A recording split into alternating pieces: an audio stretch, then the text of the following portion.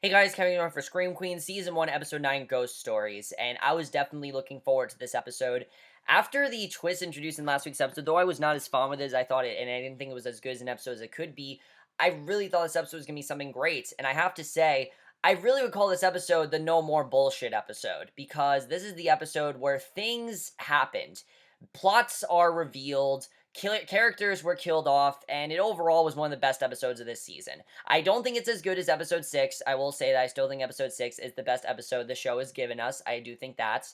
Because it was really funny. This episode wasn't necessarily hilarious, I will say that. It had funny moments in there, but I definitely felt episode 6 had a great combination of both the horror and the humor. And this had some really great stuff, though. I was really surprised with how great this episode was. Definitely up there with episode 6. It was very close to being the best episode of the season. There were just a few things I was a bit upset about with this episode, mainly Munsch. I mean, first of all, we barely see Munch in this episode, thank God. You guys know I can't stand Munch, and anytime I see her, I'm pissed off. We don't see Pete either. There's no Grace Peace investigation scenes, which I'm very happy about. That's my least favorite part of the show. No Wes in this episode. No Wes in this episode, and I love that. But let's just get into this episode. There's a lot that happened in it. We start off right away with Boone. As we know, Boone is pretending to be Joaquin Phoenix, and I love that everyone thinks he's Joaquin Phoenix. However, Chanel number 3 then sees him, and she thinks that he is a ghost, and it really just shows how dumb she is, but it really makes sense for her. He sees the opportunity, decides to just go along with it. He goes along with her theory, pretends to be a ghost, even scaring her into into this really big scream after popping out and saying boo. It was a really funny scene. I definitely really enjoyed that. And then we see that he's talking to his partner on the phone, the other Red Devil, who is his sister. We know that. We know that the other Red Devil is his sister. We found that out. I forgot to say that, but we found that out. And he agrees that it's time to take out Gigi, and this right away shows that most likely who Gigi wanted to take out was Boone. I'm assuming that's who she was talking about. Um, and he also asks if this person has spoken to Zayday, which is interesting because Boone's supposed to be gay. Supposedly is gay. Supposedly. I gotta say, by the way, guys, Nick Jonas is awesome in this episode. He really did a great job, I have to say. Really one of the best in the show. Definitely really great. So, over at Kappa, Chanel's trying to find an outfit to impress Chad's parents, believing to be receiving a ring after having dinner with his parents back at home, because they had the compliments night, and he promised her this necklace, and she thinks she's going to impress them by dressing up as Sacagawea, but fails to realize she's got her history crisscrossed, and I think we've all done that before. I definitely like that. One of my only things this episode is that we see the mean side of Chanel again. I was really hoping we'd see her team up with Grace and see that happen, but no, that doesn't really happen in this episode, and I was a bit upset with that, but other than that, guys, I was fine with this episode. So we see Hester is still upset that Chanel has Chad, as she is bragging about being whisked away to the family home and solidifying her marriage to Chad, and Hester hints at Chanel and the other girls being attacked and asks if it's the last time they will be in the Kappa house before it closed down along with the university. Because we know it's getting closed down, and Grace is clearly still upset with her father and wants no business with him right now, which is why he's not in this episode, and Zayday extends the invitation to her to have Thanksgiving with her. The next episode is going to be Thanksgiving, so basically Zayday decides, let's just have Thanksgiving together, let's not worry about your dad, and she doesn't want to think about her dad being with Gigi, and I like that Grace thinks her father is stupid for this, because yeah, he is. I like that she's not condoning what her father is doing. This is the Grace that I really like. The Grace that's really naive, I really hate. But this is the kind of Grace that I really liked here. I mean, she was very aware and in tune of what was going on. So, luckily, they're having some time apart, and I definitely like seeing that scene with Grace and Zayday. And apparently they're going to be leaving Cap House, like I said. So back in Chanel's room, Denise is forcing the girls to bubble wrap all of their expensive clothes, and Denise was really finding this episode. So during the time that Denise makes the girls pack and wrap their stuff up in bubble wrap, number 5 admits to the girls that she saw Boone and knows he's a ghost because that's the only way he could be alive, and she keeps calling him the dead gay Boone, which I thought was hilarious, I have to say. I mean, just the fact that number 3 kept calling her that, I thought that was pretty funny. So, and of course, we're not entirely sure if he is gay because clearly he wants to sleep with Zayday and have a small relationship with her. So everyone in the house is on edge and unsure when the killer's going to strike or when they will be next. So Denise gathers the girls around the fire and basically decides to take their mind off of it by telling them scary ghost stories. And her stories go from all kinds of crazy shit like the Candyman to this old lady that walked around with a butcher knife, and Then this like Japanese ghost story about Kappa. I mean, really crazy stuff, definitely. And Hester's loving every minute of this, which obviously she would. Talks about how they wait for you to sit on a toilet before they suck you in, and one where a killer's in a long red cloak leaves you without toilet papers. And also this great Matrix reference that I really love. Apparently, there's a killer in a long red cloak who leaves you into this bathroom, and basically, one is a red and a blue, and if the red roll you leaves you with a slit throat, leading you to bleed out until you seemingly have a red cloak around you, then the blue roll leaves you strangled to death until you turn blue. So all stories really do nothing except scare them even more, obviously. Hester, like I said, is loving every minute of it, and she wants more, and obviously this just makes them more and more scared, thinking that there's more out there, and obviously Denise really failed with doing this, which I would assume that happened. So Boone and Chad finally reunite, except this time it's as Boone's ghost, which really isn't a ghost, and Chad finally has a lot to do in this episode, which was awesome. You guys know how much I love Chad. He's my favorite character in the show, and this episode is no exception. He was great here.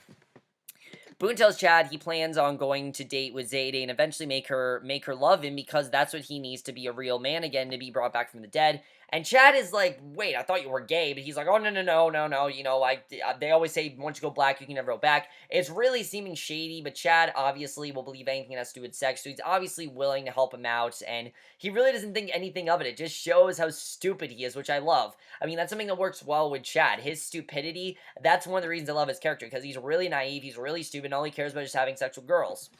So back at Kappa, Denise is attacked in the bathroom by the Red Devil after being left to choose with either a red roll or a blue roll. She survives the attack, and I was a little bit upset. I honestly thought they were going to kill off Denise in that scene. I wanted them to do it, but they didn't go through with it. Like I said, I feel like Denise is starting to get a bit tiring. I'm not loving her as much as I used to.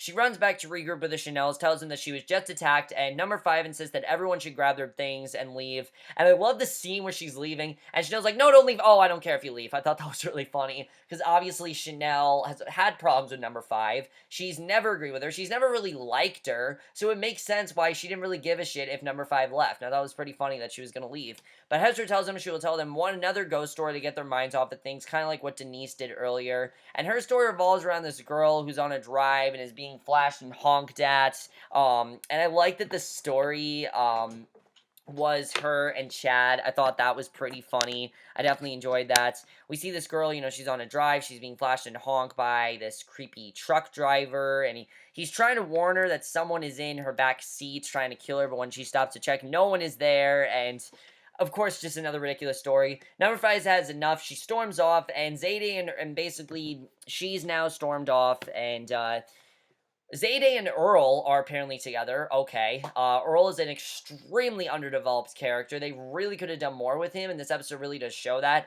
They share a moment in a room where they kiss, but they did kind of make fun of the fact that nobody knew they were together. I thought that was pretty funny. So they show them in a room where they kiss, and things are about to get, they talk about how they've never kissed before, and they're about to have sex, but he wants to be perfect. He has all this stuff, like chocolates and robe and all kinds of other things in his room that he has in his room, and Boone then visits Zayde, and this was by far one of the best scenes of the episode. He tries to convince her that he's a ghost and must sleep with her and date her in order to be brought back to life, and she doesn't believe a second of it. She knows that he's not alive because, that he's alive because she doesn't believe in ghosts. And Grace enters the room and they confront him about being the Red Devil, and I thought this was very smart of her to say. I mean, obviously, he faked his death because he didn't want to think he didn't want them to think that he could be the Red Devil, and I thought that was very smart of Grace to say that. So, in an effort to restrain him, the girls accidentally push Boone out the window, but when they go to see if his body is there, he's gone, so he's not dead. Earl is then shown making his way back to Cabot to see Zayde, but the Red Devil kills him before he can get there, and Boone reveals himself to him, and okay, Earl died, whatever. I mean, I'm at least happy that they killed him off, because let's face it, he served no purpose on the show. I never really understood the purpose of his character. I get that he helped out Zadie with her campaign, that he was a boyfriend of her, but that's all he ever did. He really never did anything, so I'm happy that, he's gone. Honestly, I'm pretty happy that they just got rid of him like that. I mean, when you have a character that's not doing anything, just get rid of him. It's smart to do that, and I thought they did a very good job with that here. So number 5 is all packed and ready to leave. Oh, I just read this, but yeah, basically that's what happens there. And I thought basically we see number 5 is packed to leave, ready to leave Kappa, and that's what she does. She tries to get the girls to leave with her, but failing, of course, and she races to her car and drives off. And we see this was a genuinely creepy scene. I have to say, the scene with number 5 was genuinely creepy. She's going down the road from Hester's ghost story plays out, and she's driving fast down the road. A trucker is seen trying to signal her, but instead she drives away. And after pulling over, she kicks the driver in the balls. He tells her, she asks him what his problem is because obviously he's following her and she doesn't know why. He tells her he was only trying to help and that someone was in her car. And that is that the Red Devil has already escaped the car when they look inside, but he appears and kills the driver, giving her time to get away and drive back to Kappa. And I was happy that she wasn't killed because I actually really like number 5, and I don't want them to kill off the Chanels yet. So she doesn't die, and basically there were a lot of false deaths in this episode, which was a bit disappointing, but I thought this one was well handled because it was genuinely creepy, and I thought they handled that well. So over at Chad's place, Hester confronts him about taking Chanel home to meet his parents and not her. And we see that her neck brace has made a reappearance, because, her scoliosis has come back, and it's all bedazzled and everything, which I think looks really good on her, I have to say. I mean, she actually looked kind of hot with that neck brace, I will say that. But obviously, I can't say that Hester's hot because she's really creepy. Lea Michelle's hot, though, but Hester obviously isn't. So Chad breaks it down for Hester that she is not just the one for him, and his reasons are actually pretty good, I have to say. I think his reasons were really funny, but also really great. Something as simple as she farted during sex to she's just not rich. I mean, his reasons made sense, and I think it was good that Chad said, no, I don't want to be with you. Because you think that Chad wouldn't be like that, but no, he's actually like, look, I want nothing to do with you. So they have this hilarious battle as she leaves the room, and their scenes together are just great. I love Hester and Chad. Very funny stuff, and if this is truly the last time we'll see her, which I will talk, but of course, it's probably going to be one of the final times we see a scene between them, but I definitely really like it. So number 5 turns back to Kappa, tells the girls of what has happened to her as Zeta explains that Earl was killed, and she tries to get sympathy from the group, but they don't really seem to care because, and I think it kind of makes sense, I think they're kind of poking fun there that we don't really give a shit because he wasn't developed. I think Ryan Murphy knows that he wasn't developed, so they just decided to use it as a joke, which it worked well. I thought it was pretty funny the way they did that. So she tries to get sympathy from the group, but Chanel tells her that her story wasn't original enough and was just a replica of Hester's story that was already said earlier. And Hester loses her cool, tells Chanel and the others that she's pregnant with Chad's baby after they had sex numerous times, and this is the one thing I was a bit worried about because they said it in the promo that Hester is pregnant, and it worked well here. It worked well. I just felt like they could have introduced it a bit earlier in the episode, and then it would have been a bit more effective. However, what happens with Chanel here is actually really great. Emma Roberts has a genuinely really great character development scene in this episode. Chanel's really pissed. She makes her way to Chad to ask him about Hester, and he admits to everything. And he admitted to everything. I mean, Chad actually seemed like he cared about Chanel in this scene. But he does tell Chanel that means he has to marry Hester and commit to bring her to his family's house now she's pregnant. And Chanel has had enough. She doesn't want to listen to this bullshit anymore. And it kind of seems like Chanel will just listen to anything that Chad says. But remember, he agreed to be monogamous to her. They had that agreement. And obviously, she's actually really upset about it. And honestly, I felt bad for her because she made this agreement with this boy that she really cares about. You really thought that it was going to go well for her, and it hasn't. And she tells Chad that she wants him to pay for what he's done to her, which begs her to ask her if she is the killer. And basically, she thinks that she's the killer, and it's a really powerful scene. Her just saying, "Look, I'm done. I don't want to do this anymore. Either you tell me if she's the killer, and you're not going to do this." I mean, I honestly thought they were going to break up in this scene. They don't break up, but you can definitely tell that I think they're probably going to break up by the end of the season. I kind of feel like Chanel starting to get sort of a realistic sense of really what a real relationship is. I think Chanel's kind of been living under this bubble, and I think she's realizing, you know what, this isn't real. None of what I've been doing is real, and I think Grace is kind of giving her that reality check, which is quite interesting. Definitely, I'm not going to say that she's necessarily changing, but she definitely is getting more of a reality check, and I like that. I like that she's starting to be more aware of what's going on, because clearly the Chanel we've seen is definitely different than Chanel in these last 2 episodes, and I definitely really like that. I definitely like the development they're doing with her. So Chanel's rounded up number 3 and number 5 in an effort to come up with a plan to kill Hester. She wants to kill Hester. They ask her point blank, do you want to just send her away or kill her? And she says she wants to kill her, being that she's ruined Chanel's life, and they are sisters that have to stick together in the name of sisterhood, and obviously she wants to kill her, so they plan on doing that. And then we get to the scene that I really did not like in this episode. I really did not like this scene in this episode. Not that it was bad, just Munsch. Seriously, guys, every time Munch comes on my screen, I'm just like, fucking Munch, go the fuck away. I hate everything that has to do with her. She's not funny, she's annoying, and especially Detective Chisholm. I'm sick of him, I want to see him gone. I get that he's a stupid detective, it's not funny, it's really not. They talk about the detective and Munch, but they talk to the detective and Munch about what's going on, but they get absolutely nowhere. I did think it was pretty funny, though, that Chisholm thought that it was a ghost that was doing all this. It just shows how out of tune he is with everything. I mean, he has no idea what's going on. I thought it was pretty funny that we realized that. But Zayday's actually really upset. She's hurt and she's angry, rightfully so, to Munch, and tells her that she's done nothing to stop or help these girls, and that is why Earl is dead, and they storm off, and Munch follows to meet them in their rooms without the detective, and while Zayday says she's not going to accept an apology, Munch says she wasn't going to give one. She does provide information that will help the girls figure out the killers. She tells them there was not only one baby born that night, but two, one boy and one girl, and Boone can sure enough be that baby boy. So now we know that the baby boy was Boone, and the girl is his sister, clearly. So I like that we found that out here. I like that information, and I like they're actually giving us answers.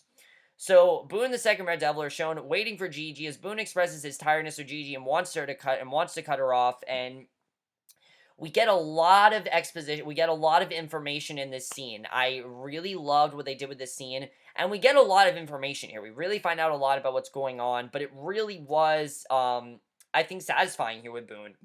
Honestly, it worked really well here.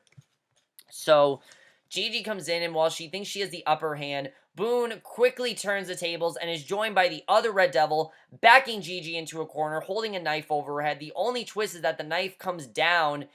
Basically, we see that Gigi's really upset with Boone. She really does not want to talk to him. We realize a lot of things that are going on with Boone. First of all, Boone pretended to be gay. He was never gay. He liked Zayday. He went undercover, apparently, as a Kappa student. He actually was never a Kappa student. He went undercover as one. But the biggest is that, remember that whole fight with Gigi and Wes and the Red Devil? That was Boone. That was all staged, and she got Boone to stage that. Now, I don't really know why she did that. I guess she did it to maybe clear herself as a suspect, but he helped her out with that, and now he's really pissed her. He really does not trust her. He does not think that she should be trusted. Obviously, she's given out her cover, and he just really wants her gone, obviously, because she wants him gone. And the Red Devil's about to kill her, and I honestly thought they were going to kill off Gigi, which I would have been really upset if they did, because I'm actually really starting to like Gigi, like I said. But the knife comes down into Boone's chest, and now he's dead. So Boone's now officially dead, and we realize that his sister is dedicated to Gigi, and their plot revenge more so than Boone's. And Boone's death was genuinely satisfying. I thought they handled it really well, I have to say. Definitely some really great stuff there, and his death, I was quite surprised about. I didn't think Boone was going to die, but overall, the arc we've gone with him, I thought was genuinely very satisfying. I was surprised by how satisfied I was with it.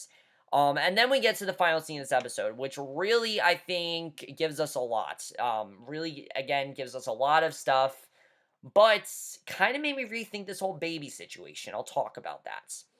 The Chanels come face to face with Hester, put her to the test, and that is the pregnancy test. They give her 3 items that a pregnant woman should not put into her body, which is, one is cheese, one is sushi, which I did not know that you could not do that. One cheese, one sushi, and one is, of course, alcohol. So this proves to Chanel that Hester faked the entire thing. She's not pregnant. She just did that to go with Chad and take him from Chanel, and obviously she's really upset. And as Hester storms off, telling Chanel that hers and Chad's tickets are already bought, and he believes that she is pregnant, so she has ample time to get pregnant now. So they're gonna get pregnant. She plans on trying to get pregnant, when they go to his house for Thanksgiving. Then we get to the ending, which I actually really loved, I'd say, because finally something's happening with the Chanels. I mean, it felt like we've been just on this recurring, just ticking time bomb with the Chanels. Like, things have been happening, but no, they're not happening. Things are happening, but no, they're not happening. Finally, there's no holding back in this scene. Finally.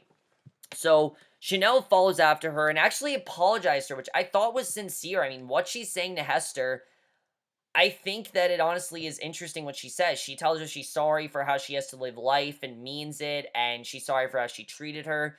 But then we see that's until Hester's close enough for her to push her down the stairs, and she tumbles from mid-top of the stairs down until her neck is heard snapping at the bottom, leaving her death in Chanel's hands, who is confident she will get out of this, and Zach will go down in Kappa history. It's just another ghost story, and that's how the episode ends. So yes, Chanel just killed Hester. I don't think she did. I don't think she did, and I'll tell you guys why.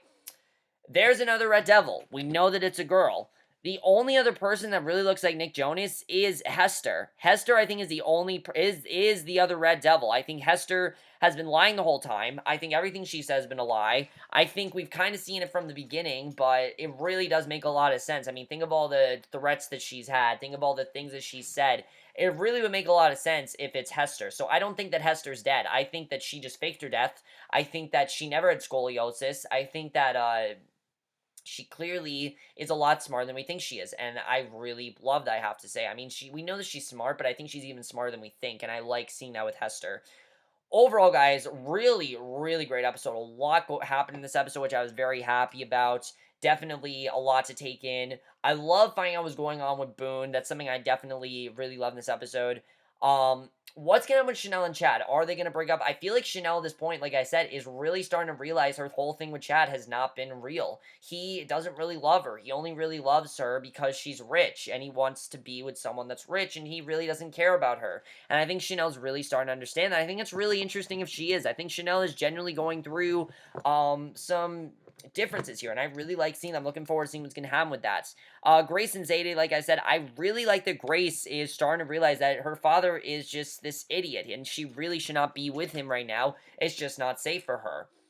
Obviously, we know the man that Gigi was going after was Boone. We know it's going to happen. What is Gigi's initial plan here? What is she really doing? We'll have to see what happens with that. That definitely is going to be interesting. Who's going to die next? I think that's really the next question, is who is really going to die next. I guess we'll have to see, who does die next, but I'm definitely looking forward to next week's episode. Next week is the Thanksgiving episode, and there's nothing on Tuesdays except for Scream Queens, so I can watch Scream Queens live for you guys and review it then, and I'm looking forward to reviewing it. We have 4 episodes left, and I'm definitely looking forward to it. Finally, stuff has happened. I'm very happy that finally something has happened. We've waited so long for stuff to happen, and finally something happened this episode. How much you guys thought of it? I definitely really loved this episode. This was definitely one of the strongest this season. I will see you guys in my next video, which will be for the Man in the High Castle, and I will see you guys for that. Okay, bye.